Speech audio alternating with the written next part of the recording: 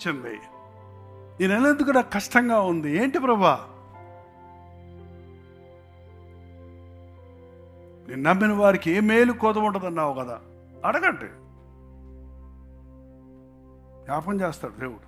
Keep short accounts with God అన్నాడు DL ముడి అనే భక్తుడు. దేవునితో నీ లెక్కలు ఎప్పటికప్పుడు సరి చేసుకో. నేను దేవుని కోసం ఏం చేశాను, దేవుడు నాకేం చేశాడు, లెక్కేసుకో, చూసుకో, లెక్కలు సరి చేసుకో. ఆయన సరిచేసేదాకా ఓడొద్దు.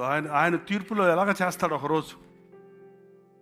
ప్రతి వాడు తన దేహంతో చేసిన మంచిదైనా సరే చెడ్డదైనా సరే లెక్కప్ప చెప్పడానికి దేవుని సింహాసనం ముందు నిలబడాల్సి ఉంది. ఈరోజు మన లెక్కలు సరి చేసుకుంటే, మన లెక్కల్లో మనం రుణపడి ఉంటే దానికి ఆయన యాడ్ చేస్తాడు. ఏంటంటే గ్రేస్, కృప. ఏమంటాడు ఆయన? నువ్వు ఒప్పుకున్నావు, గ్రహించుకున్నావు, తెలుసుకున్నావు కాబట్టి నా కృప నీకు చాలు, నీకు క్షమించాను, పో, ఇక మీదట పోయి ఇక నువ్వు పాలి పాపమో, ఇక నువ్వు వెళ్ళి అప్పు, ఇక నువ్వు వెళ్ళి మూర్ఖంగా ఉండకని చెప్తాడండి. ఇప్పుడు నీ రుణం ఈజీగా తీర్చుకోవచ్చు. ఎందుకంటే సిలువలో ఆయన చేసిన పరిహారం ఎలాంటి రుణమైనా తీర్చిపడేస్తుందండి. సిలువలో చెల్లించిన వెల మనం ఎంత దుఃఖపరిచినా, దేవుణ్ణి ఎంత బాధ పెట్టినా, ఎంత పాపస్థితులు, నీచ స్థితిలో దిగజారిపోయినా వాటన్నిటినీ కడగగలిగిన శక్తి కలిగింది యేసయ్య నామములో. పాప క్షమాపణ చేయగలిగిన అధికారం ఆయనకుంది.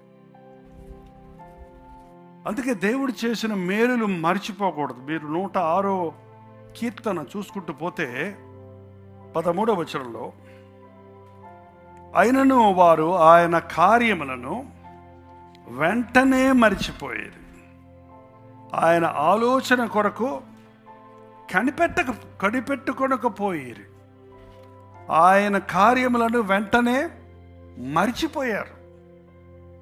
ఆలోచన కొరకు కనిపెడతలేదు. ఏ విషయంలో కూడా దయచేసి విశ్వాసులారా, ప్రార్థనలో పెట్టకుండా, ప్రార్థనలో పెట్టి వేచి ఉండకుండా, దేవుడు జవాబిచ్చే వరకు కనిపెట్టకుండా ముందుకెళ్ళకండి.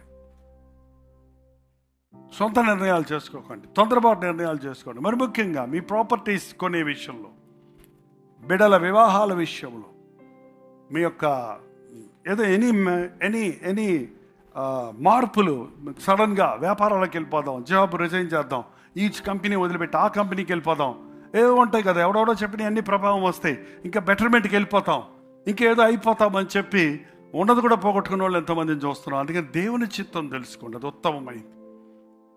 దేవుని చిత్తము తెలుసుకోవడం నేర్చుకోవాలి. దేవుడు చేసిన మేళ్ళు మర్చిపోకూడదు.